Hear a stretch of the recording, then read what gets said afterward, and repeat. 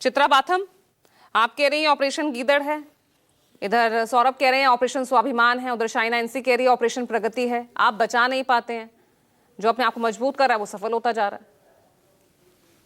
नेहा जी नमस्ते और धन्यवाद कि एटलीस्ट आधे घंटे बाद आपको हमारी याद आई और आपने हमें बोलने का मौका दिया। देखिए नेहा जी, सच्चाई है कि आज देश को लूट कर सिर्फ और सिर्फ विपक्ष में फूट डाली जा रही है। यह हमारे देश का दुर्भाग्य है कि आज हमारे देश में सांसदों का एक बाजार लगा पड़ा है, जहाँ पे बाकायदा सांसदों का एक देश का दुर्भाग्य थोड़ी ना हो सकता है, आपका दुर्भाग्य हो सकता है। सौरभ जी बीच में, नहीं, देश का दुर्भाग्य नहीं है, करेक्शन करवा दीजिए। ठीक है, रुक जाइए ना, मैं सिर्फ कह रहा हूँ देश का दुर्भाग्य नहीं हो सकता है। उनको बोलने दीजिए सौरभ प्लीज। देश का दुर्भाग्य नहीं हो सकता। One by one please. हाँ चित्रा जी बोलिए। आपके ऊपर भी उंगलियां उठेंगी तो नैतिकता का आप आधार बताएं। यहाँ पे स्वाभिमान, प्रगति, यही है प्रगति। 22 लाख बच्चों का नीट पेपर लीक हो गया, वो प्रगति किधर है? हाँ, देश में इतनी बेरोजगारी, इतनी महंगाई है, कहाँ है प्रगति आपकी? तो ये जो है ना कूप मंडूकता की आप बातें ना करें तो ज्यादा बेटर होगा। मैं आपको ये बताना चाहूंगी कि भाजपा सिर्फ और सिर्फ निचले स्तर की अवसरपूर्णवादी राजनीति करने के लिए सक्षम है और वो यही कर रही है।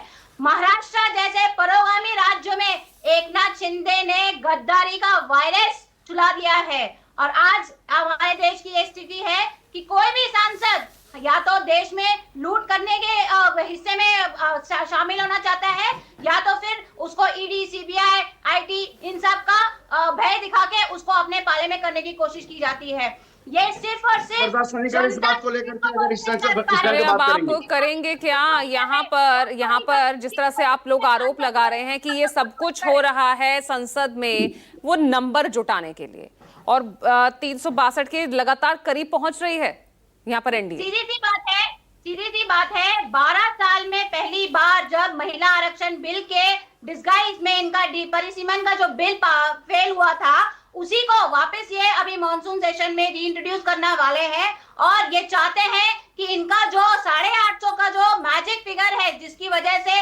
आने वाले कई दशकों तक ये अपनी सत्ता स्थापित कर सकते हैं, वो ये किसी भी तरीके से पारित करने के लिए आपके पास तो फिर भी एक चांस है। जो डीएमके नाराज है, किसी तरीके से उनको मना लीजिए।